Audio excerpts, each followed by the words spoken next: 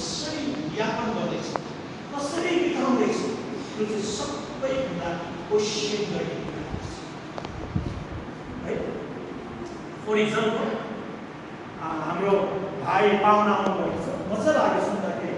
सामसिङ डाँडबाट कस्तो घरमा आउनुभयो, हाम्रो कुबेर भाइको घरमा आउनुभयो। कति खुसीको कुरो नि, कुबेर भाइको घरमा पाहुना आउनुभयो होइन।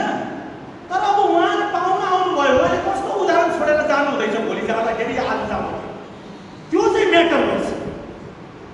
That's the matter. त्यो चाहिँ म्याटर गर्छ कि उहाँहरूले त्यो ठाउँमा पाहुना आएर त्यो ठाउँमा कस्तो गवाई छोडेर जानुहुन्छ, कस्तो टेस्टिमोनी छोडेर जानुहुन्छ। भोलिको दिनमा भाइ कुबेरको परिवारले आज उहाँको जीवनबाट के कुरो पाएको छ भन्ने कुरो हालेलुया। wherever we go, हामी जहाँ सुनेर नजाउँ, तर तपाईहरुको उदाहरण बन्नका लागि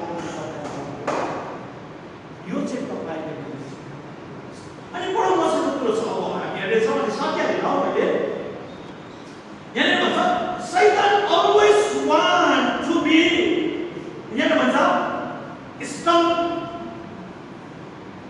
block। सैतानले चाहिँ के चाहन्छ भने तपाईले मेरो जीवन चाहिँ अरूलाई लग्ने थाप्ने जीवन नै होस् भनेर चाहिँ चाहन्छ। यस्तो जीवन चाहिँ सैतानले चाहन्छ है।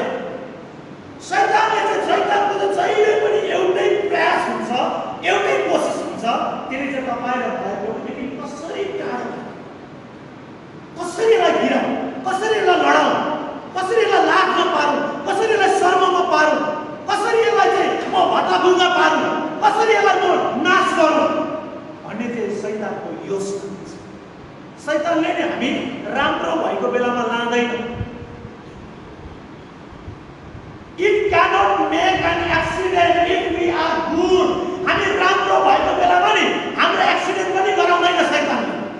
Because Satan knows very well, सैतानलाई राम्रोसँगले थाहा छ आज यो राम्रो भएको बेलामा यसलाई मैले मारे भने यो स्वर्गमा जान्छ प्रभु। त्यसकारणले सैतानको हतियार चाहिँ के हो? तपाईँ र मलाई प्रभुदेखि टाढो बनाउनु। First he will separate us from the God। परमेश्वरदेखि तपाईँ र मलाई पहिलो अलग गर्छ। तपाईँ र मलाई बिडी फुक्ने, रक्सी खाने, व्यभिचार गर्ने, हत्या गर्ने, चोर्ने, ढाक्ने, लुट्ने, अरूलाई गिराउने त्यस्तो व्यक्ति थोत्रे व्यक्ति, he will make us थोत्रे व्यक्ति बनाएर चाहिँ he will destroy you, kill you। त्यति बेला चाहिँ त्यसले मार्छ तपाईँ र मलाई, किनभने त्यस्तो थोत्रे भएर चाहिँ तपाईँ म स्वर्ग राज्य जान सक्दैन।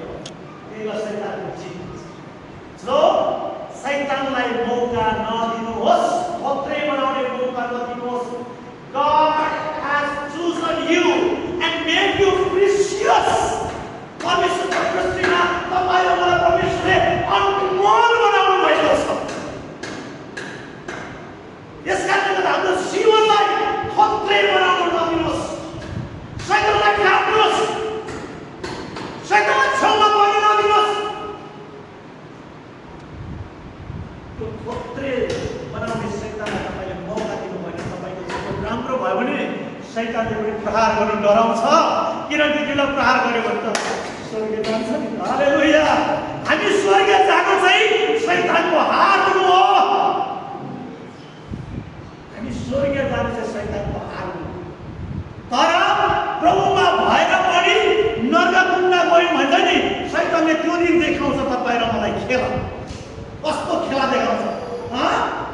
भन्दै बस्दै खेला देखाउँछ। बहुत हालेलुया भनि छैन, कुनै प्रेस नोट भनि छैन, आइन्छ अब चाहिँ। यसकारणले गर्दाखेरि त्यो डोन्ट गिभ चान्स टु सैतान। सैतानलाई मौका नदिनुहोस् है।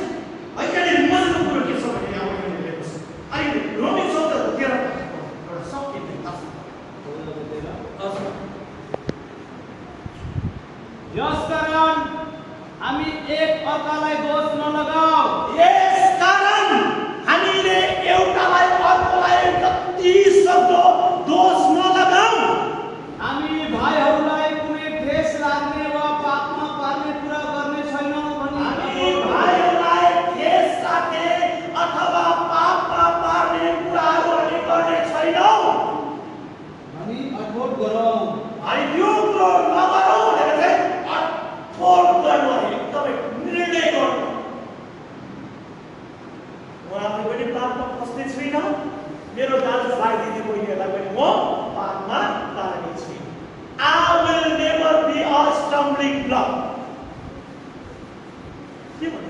इष्टमित्रलाई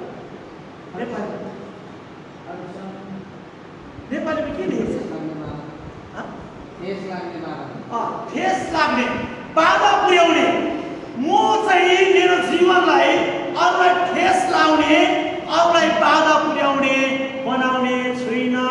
भन्नुहोस् न, म मेरो जीवनलाई अरूलाई ठेस लाग्ने, बाधा पुर्याउने काम गर्ने छुइन।